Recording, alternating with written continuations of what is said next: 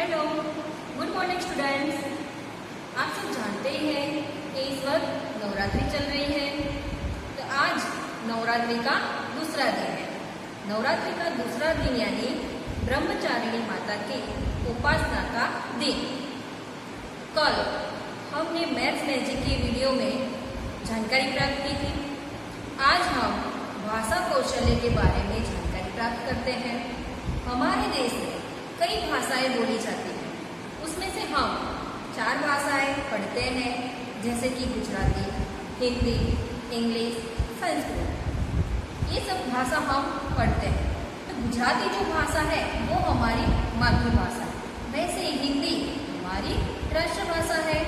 तो बच्चों को हिंदी भाषा बोलने में ज़्यादा दिक्कत नहीं होती, वो आसानी से बोल पाते हैं। लेकिन उनकी लिखावट में ज़्यादा गलतियाँ करते हैं।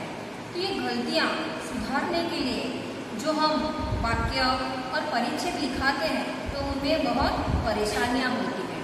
तो वो परेशानियाँ दूर करने के लिए हम कुछ बातें सीखते हैं। वैसे ही मैं आपको एक वाक्य बताती हूँ। उस वाक्य में कौन से चिन्ह लगाए हैं वो हमें देखना है, और वाक्य और परिच्छेद में आप क्या गलतियाँ करते हैं वो सुधारने के लिए हमें क्या करना है, इसके बारे में हम जानकारी प्राप्त करते हैं। तो बच्चों, यहाँ पे एक वाक्य दिया गया है जो आप पढ़ पाते हैं कि उसे रोको मत जाने दो। उसे रोको मत जाने दो। दूसरा वाक्य है उसे रोको मत जाने दो। उसे रोको मत जाने दो। तो यहाँ पे अल्प विराम और पूर्ण विराम का चिन्ह लगाया गया है। अल्प विराम का मतलब होता है वाक्य पढ़ते समय वहाँ पे थोड़ी देर रुकना है।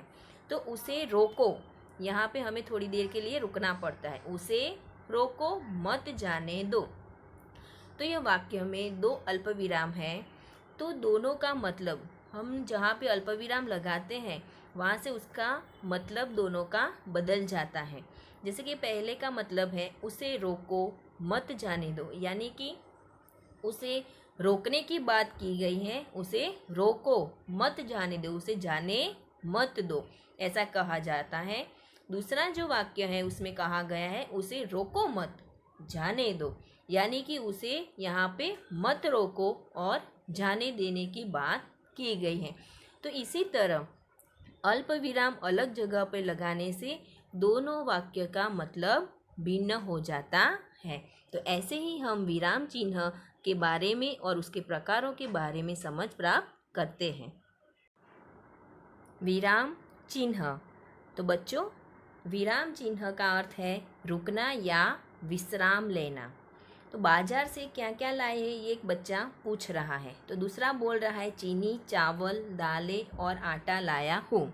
यहाँ बीच में जो चीनी और चावल के बाद में जो लगाया है वो कौन सा चिन्ह है? अल्प विराम का चिन्ह है। और लास्ट में जो है वो पूर्ण विराम का चिन्ह लगाया है। तो ये जो वाक्य के बीच बीच में तथा अंत में विराम को प्रकट करने के लिए जो निर्धारित चिन्हों का हम उपयोग करते हैं उन्हें विराम चिन्ह कहते हैं। उसके बहुत प्रकार है। उसका पहला प्रकार है पूर्ण विराम, ये उसका चिन्ह है। तो वाक्य पूरा होने पर पूर्ण विराम का चिन्ह लगाया जाता है। उसका एग्जाम्पल है जैसे कि मुझे भूख लगी है। ये वाक्य पूरा हो चुका है तो उसके पीछे पूर्ण विराम लगाते हैं। हमारे शहर में कई मंदिर हैं, मैं स्कूल जा रहा हूँ।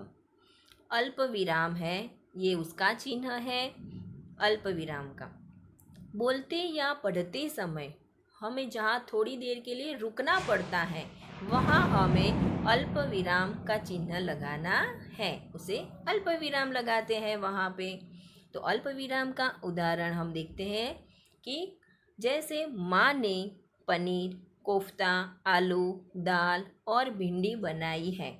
तो पनीर, कोफ्ता और आलू के बाद में हमने अल्प विराम लगाया है। तो ये अल्प विराम का चिन्ह है जहाँ हम थोड़ी देर के लिए रुकते हैं। मेरे दादा दादी, माता पिता, भाई बहन, चाचा चाची सभी ने पूजा की। यहाँ पर भी आप देख सकते हैं कि अल्प विराम का चिन्ह लगाया गया है। हाँ, मैंने सारा काम कर लिया। नहीं, मैं बाजार नहीं जाऊंगी। तो नहीं के बाद हमें थोड़ी देर के लिए रुकना पड़ता है, तो वहाँ अल्प विराम आता है।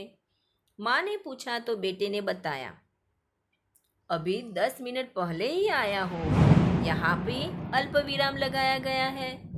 माँ, जरा खीर देना। राजन, पहले नहा लो। अर्धविराम की बात करते हैं तो ये जो है अर्धविराम का चिन्ह है। वाक्य पढ़ते समय जिस स्थान पर अल्प विराम से अधिक और पूर्ण विराम से कम ठहरना हो तो वहाँ अर्धविराम का चिन्ह लगाया जाता है। तो यहाँ पे कई छोटे छोटे वाक्य को जोड़ने के लिए भी अर्धविराम का प्रयोग करते हैं। जैसे कि चिड़िया दाना चुनकर लाती, पहले बच्चों को खिलाती, फिर स्वयं खाती। प्रश्नवाचक चिन्ह, जिस वाक्य में कोई प्रश्न पूछा गया हो और उसके अंत में प्रश्नवाचक चिन्ह लगाया जाता है। जैसे कि रविंद्र को कौन पढ़ाएगा, देखते ही हमें पता चलता है कि यहाँ पे प्रश्न पूछा गया है।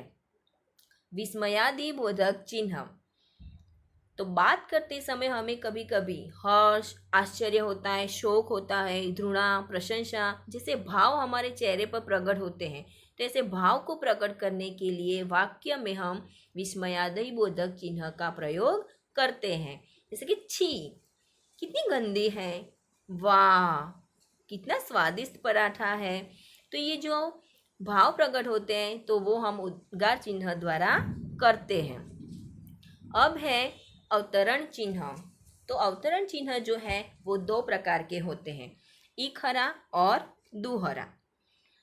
तो इकहरा का मतलब है ये विशेष चिन्ह शब्द, पुस्तक, नाम, वस्तु और व्यक्ति के लिए जगह लगाया जाता है। इकहरा जो चिन्ह है वो, जैसे कि पुस्तक का नाम है नवीन हिंदी व्यवहारिक व्याकरण तथा रचना है। और दोहरा का अर्थ है कि किसी के द्वारा कही गई बात को दिखाने के लिए उसका प्रयोग किया जाता है।